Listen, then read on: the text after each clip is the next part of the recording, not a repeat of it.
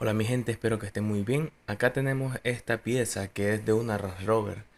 Como pueden apreciar, no está totalmente rota, lo que tiene es esa grieta, pero necesitan repararla porque es un vehículo de una compraventa. Entonces vamos a empezar a recortar. Esta pieza tiene unas partes que tienen unos bordes negros. Yo voy a recortar justamente al borde de esa parte negra, en la transparente y la negra, como quien dice, en todo ese sobrebordecito que tenemos por allí.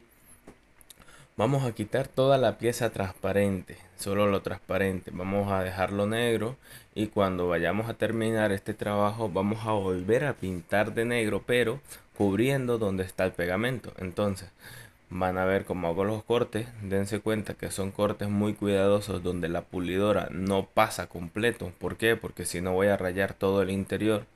Y la idea es que simplemente recortemos la parte transparente, no que rayemos la parte interna.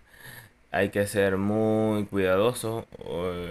Yo lo hago como quien dice con cierta práctica porque ya son años trabajando en esta área. No es de un día para otro, entonces tienen que hacerlo con mucha cautela.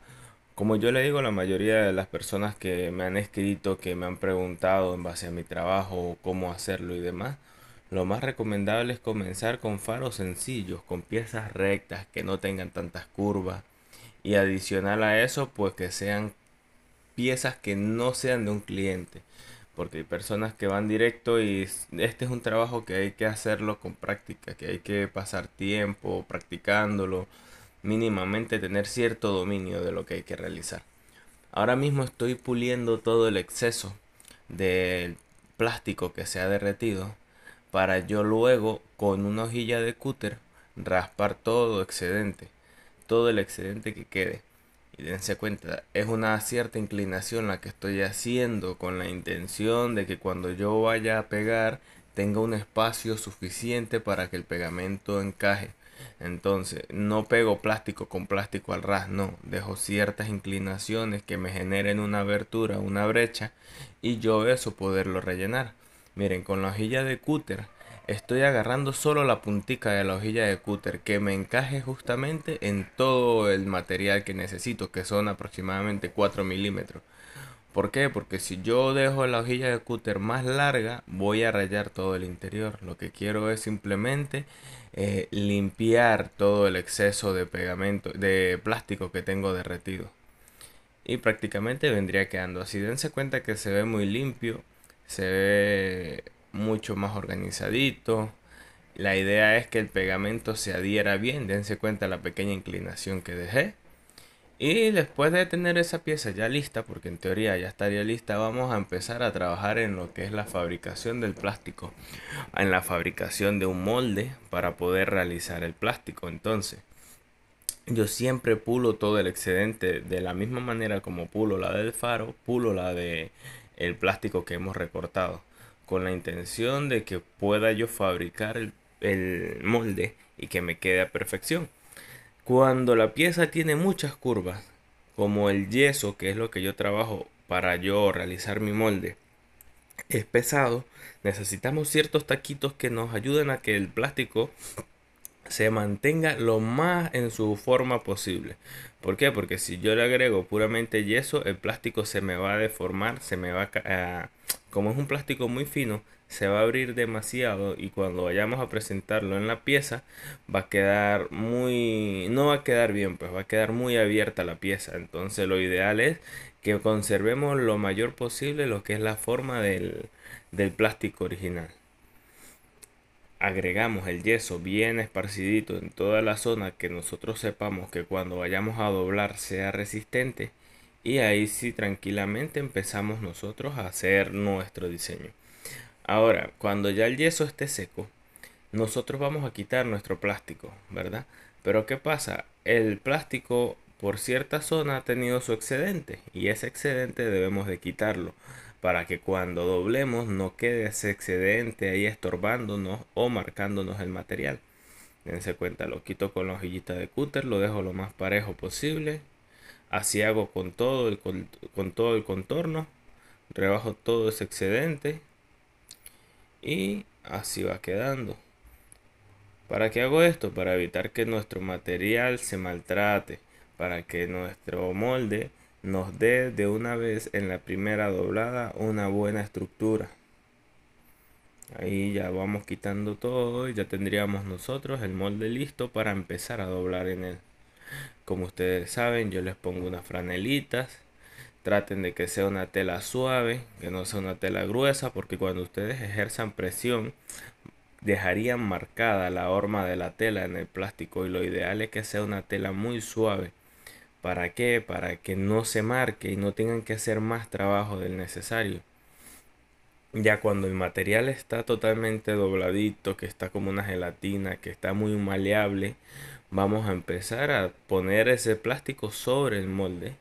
Y luego utilizamos la pieza original, que sería el contramolde, únicamente para terminar de darle el doblez. La ponemos ahí arriba y simplemente hacemos presión. Verificamos que en todas las partes esté bien aplanadito, ceñido al molde, para ahí sí luego dejar que se enfríe un poco y tendríamos ya nuestra pieza lista. Le ejerzo presión, como se dan cuenta, con el peso del cuerpo, con la intención de que me quede la figurita que tiene allí esa pieza plástica, que tiene como un sobreborde o un relieve, y la idea es que se marque ese relieve. Ahora ya tenemos nuestra pieza lista, ¿verdad? Lo que vamos a hacer es simplemente a marcar para recortar todo el excedente que tengamos y hacer que esa pieza encaje allí como de fábrica. Ya luego de que hemos remarcado dónde debemos recortar un poco, dónde tenemos más excedente, simplemente con el disco de lija vamos a ir em, dejando esa pieza lo más ceñida posible. Dense cuenta, con el mismo disco de lija voy cuadrando. A esta pieza también le hago una cierta inclinación, con la intención de que esa inclinación haga que la abertura quede más anchita y yo pueda agregar mejor el pegamento. Esa es la parte fundamental para un buen pegado, de que tengamos mínimamente un espacio de 2,5 mm que nos sirva para agregar bastante pegamento. Ya cuando tengo la pieza preparada, yo lo que hago es con la hojilla de cúter limpiar el excedente de plástico para que me quede más limpio. Y prácticamente así vendría quedando. Dense cuenta que se ve como una pequeña ranura. Esto es importante. Esto es importante. Miren, agarro de la punta hacia el centro y ahí yo termino de girar el papel. Esto es un embudo que yo utilizo para yo pegar. Esto es algo muy importante porque es básico, pero es necesario. Agarramos cinta, le ponemos en el borde y hacemos que no se nos desenrolle. Y este sería el embudito que utilizo yo para pegar. ¿Por qué una hoja de estas? ¿Por qué? Porque simplemente me va a permitir hacer 1000 embudos y poder utilizar 1000 veces el pegamento sin problema alguno. Claro, este embudo no me va a servir después, pero agarro otra hoja y hago otro embudo. Es muy sencillo de hacer, como ya lo vieron. Entonces, empezamos a agregar el pegamento de una forma uniforme en los lugares que yo considere más necesario al principio. ¿Por qué? Porque yo lo que necesito es que la pieza me quede firme. Entonces yo agrego pegamento en todos los espacios libres y ya luego, cuando el pegamento se seca, quito la cinta y termino de rellenar todo. Entonces, con mucha cautela van a ir rellenando toda esa ranura, ¿verdad? Para que les quede bien pegadito el plástico. Este es un pegamento que trae acrílico también, o metacrilato, que tiene ciertos compuestos que hace que se adhiera súper bien. Es un pegamento muy duro y rígido.